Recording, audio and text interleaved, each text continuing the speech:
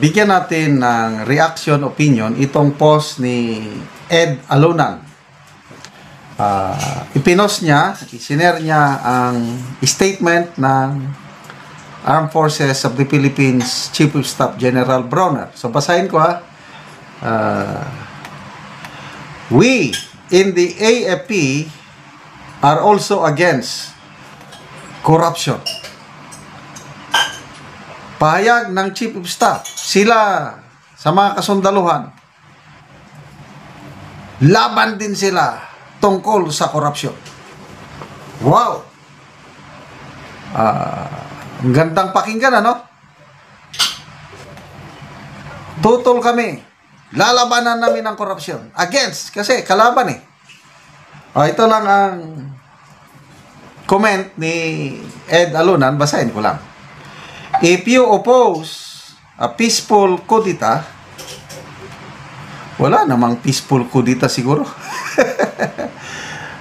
Kung kudita, either madugo or talagang biglaan. Kung hindi nakapaghanda yung other side, walang mangyari. Kung nakapaghanda, madugo. If you oppose a peaceful kudita or a withdrawal of support from the president, then you are effectively siding with corruption. And that is harmful to our country. Our economy will suffer. Our international standing will deteriorate. Leaders will hesitate to extend credit. And even our assets abroad may be frozen. This is hateful. Yan, opinion lang yan ni Ed Alunan. Okay, ako naman. My take on this, whole AFP lang muna, yung rank and file muna. Nag-observe yan at alam nila ang nangyari. May nakakausap akong mga active members of the AFP. Kamag-anak ko pa nga yung iba. Nilalabas nila yung kanilang sentimento. Kung kami-kami lang nag-usap, talagang galit. Sino ba naman ang gusto ng corruption? Affected din sila. So, in a way, itong statement ng Chief of Staff na we in the armed forces are also against corruption, in a way, totoo kasi yan ang sentimento ng rank and file. Talamak ang corruption. No, yung survey ng Pulse Asia, yung latest, September ata inilabas, kinandak. 97% of Filipinos, yung respondents, nagsabi na talagang talamak ang corruption sa bansa ngayon. 97%. So, yun na yung general sentiment. Hindi lang mga men and women in uniform, taong bayan, hindi na mo na maitatago yung grabing talamak ang korupsyon. May nabasa akong post kanina, statement ni former Budget Secretary Florencio Butz-Abad, panahon ng Pinoy administration ito. Grabe, sabi niya, nagsimula itong budget insertions noong 2023 pa. Kasi yung 2022, pag upo ng administrasyong Marcos, tapos na yung budget. Kaya sinimulan nila ang mga budget insertions 23, 24, 25. I don't know ngayong 2026 kung nakasingit pa rin sila, parang meron pa rin. Ay, nako. So, estimate ni former Secretary Butz-Abad, aabot ng 2 trillion pesos ang mga budget insertion kung lahat ng departamento pag-aaralan mo. Hindi lang kasi DPWH flood control ang may budget insertion, halos lahat. Kaya ngayon, nabubulgar na. Ang dilema ngayon ng AFP leadership, leadership na, katulad ni General Brown, ano ba? Anong gagawin nila? So, he ruled out, no kudita. And I agree. It will not be good for our country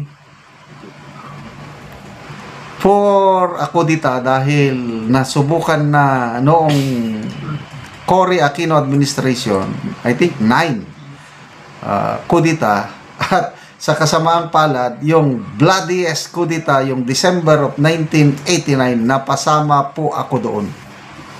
And sa experience ko, it's not good for soldiers, for civilians, for the whole country. Kaya, grabing pagbulusok ng ekonomiya natin dahil sa mga kudita. Ayoko nang mangyari yun. So, never, kudita is not an answer. So, anong gagawin ng AFP? Hindi sila magkukudita. Ang iba naman sinasabi na withdrawal of support. Depende na yan sa leadership.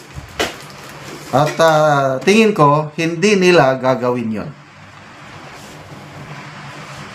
Non-political kami, sinasabi. Di kami makikialam. Problema yan sa politika. Kami, dito lang kami, nagmamasid lang.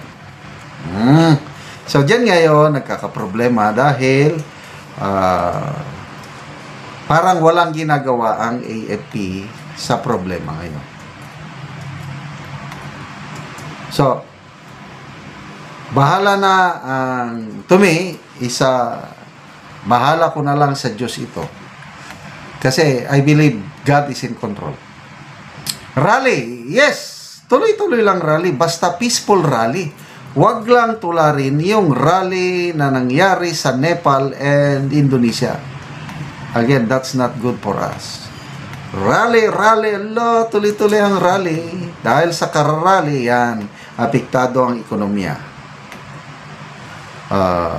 Sa mga sunod-sunod na pasabog, saldi ko, Senator Aimee, ang mga pasabog, balitang-balita yan sa international community. Alam nila kung ano. Kaya, ang nangyari ngayon, investors' confidence, halos zero. Sino pa ang gustong mamuhunan? Wala na. Kaya, pabagsak talaga ang ating ekonomiya and God save the Philippines. Pangulo magre-resign? Tingin ko, never. Tatapusin niya ang kanyang termino hanggang 2028. Ang nakakatakot dyan, may mga post akong nababasa na i-extend daw ang term ni PBBM beyond 2028. Yun ang delikado. So, to me, ako, pabayaan ko na lang yan. Nakapagtiis na ako ng 3 years. Pagtiis na lang ng another 3 years. So, ang AFP ngayon nasa dilemma. Dahil kung gagawa sila ng kakaibang hakbang, natatakot, baka maapektuhan ang ating bansa. Ngayon, wala naman silang ginagawa, patuloy pa rin ang pagbulusok ng ating ekonomiya. So, kung anong mangyari sa ating bayan, to me, pinagdarasal ko na lang ito sa kamay ng Panginoong Diyos.